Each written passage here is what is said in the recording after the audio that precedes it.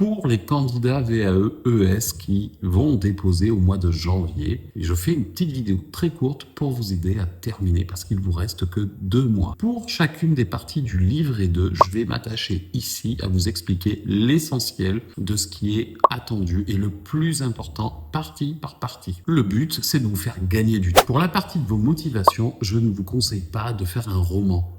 Écrivez une page et demie, ça suffira amplement. Dans ces motivations, faites apparaître évidemment votre parcours, ce qui explique que vous êtes dans la VAE, et surtout, un conseil, précisez bien que vos années d'expérience vous ont amené, selon vous, à avoir développé les compétences d'un éducateur spécialisé, ce qui fait que effectivement vous êtes dans cette démarche-là pour cette raison. Pour la partie présentation de votre établissement, là aussi, il ne faut pas y passer des jours dessus, il n'y a pas besoin.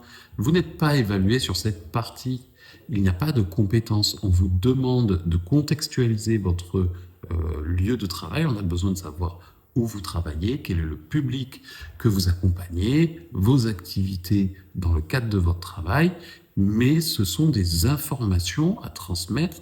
Vous ne faites pas de démonstration, de réflexion, d'analyse, et donc de vos compétences. Faites donc cette partie, mais n'y passez pas des jours et des jours dessus. Ensuite, on arrive à la partie où vous allez développer vos situations de travail. C'est exactement sur ce point-là que va résider le plus important de votre écrit. C'est la partie où vous allez mettre en valeur vos compétences et c'est là où on va vraiment vous scrutez à la loupe. Dans les situations que vous allez choisir, le but, c'est de faire apparaître les 4 domaines de compétences ou les 8 blocs de compétences. Chaque domaine de compétences comporte 2 blocs. Donc, que vous parliez de domaine ou de bloc, eh bien, on ne parle pas exactement de la même chose. Pour le DC1, vous avez 2 blocs de compétences. Le premier bloc, il s'agit de faire la démonstration que vous savez construire la relation éducative. Le bloc 2 parle de l'analyse justement de la construction de l'accompagnement et de la relation éducative. Pour vous aider à savoir si ce que vous écrivez correspond bien aux attentes,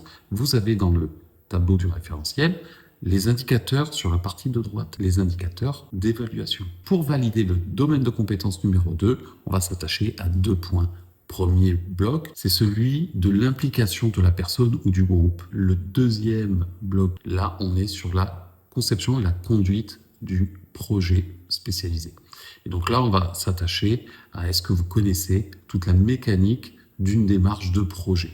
Il va falloir en faire la démonstration d'un point de vue méthodologique. Pour le DC3, encore une fois, 2 blocs. Le premier, comment vous communiquez à l'écrit et à l'oral. Comment la transmission de l'information se fait. Et le deuxième bloc du domaine de compétence numéro 3, c'est votre inscription dans une équipe. Comment vous travaillez avec vos collègues et est-ce que vous êtes vigilant à la cohérence des actions au sein de l'équipe. Et enfin, le DC4, le bloc 7 correspond à votre connaissance du territoire. Est-ce que vous connaissez les institutions, les dispositifs qui existent autour de chez vous, dans votre département, votre région et votre pays, et qui, cette connaissance, va permettre de pouvoir répondre aux besoins des personnes que vous accompagnez. Et enfin, le dernier bloc, le bloc 8, le deuxième du DC4, va correspondre à votre capacité, votre savoir-faire en termes de mobilisation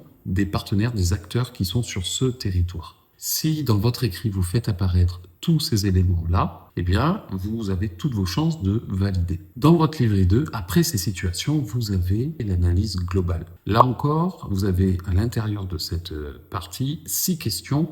Moi, je ne vous conseille pas d'écrire un roman à l'intérieur parce que déjà, cette partie porte très mal son nom selon moi. Ce n'est pas forcément une analyse. Si vous regardez les questions, il y a certaines questions qui vous demandent tout simplement des informations de l'organisation de votre travail, ce qui n'a absolument rien à voir avec une analyse. Donc ça se discute sur l'appellation, en tout cas c'est mon point de vue.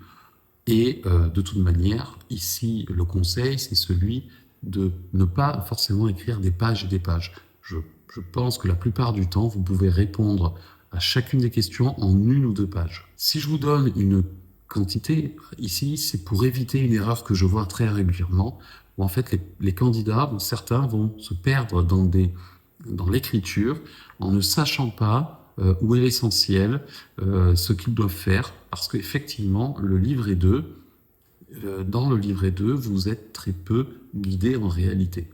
Et cette guidance que je vous apporte ici, à travers les accompagnements, vous sert à vous lever des doutes, à aller plus vite, à faciliter votre travail, à aller à l'essentiel de ce qui est attendu, de manière à ce que aussi votre message soit beaucoup plus clair quand il va être reçu par les membres de jury, à la lecture de votre livret 2 terminé, et aussi, évidemment, face à eux, à l'oral. Et la dernière partie de ce livret 2, c'est la partie des annexes. Il y a un tableau qui est là pour répertorier les annexes auxquelles vous faites référence au cours de votre écrit.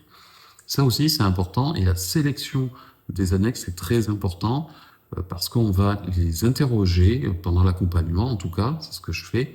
Quand le livret 2 est écrit, on va après prendre toutes les annexes et on va savoir quelle est la plus pertinente pour mettre en valeur ce que vous dites. Alors parfois, c'est un projet, parfois ça va être un mail tout simplement qui va pouvoir tracer et démontrer que vous avez eu des échanges concernant un sujet avec un partenaire par exemple. Dans le livret 2, évidemment, la partie la plus importante, c'est celle de vos situations de travail où l'on vous voit travailler, où l'on vous voit réfléchir sur votre travail. C'est cette partie qui va valoriser vos compétences, évidemment. Je vous rappelle qu'en description, vous avez un calendrier à télécharger pour les 2 derniers mois de l'écriture du livret 2. Ça vous aide à vous organiser et à cibler les sujets ou que vous avez déjà traités et ceux qui vous restent à faire. Si jamais, d'un point de vue méthodologique, il vous manque peut-être des outils ou il va vous manquer des conseils spécifiquement pour le DC2,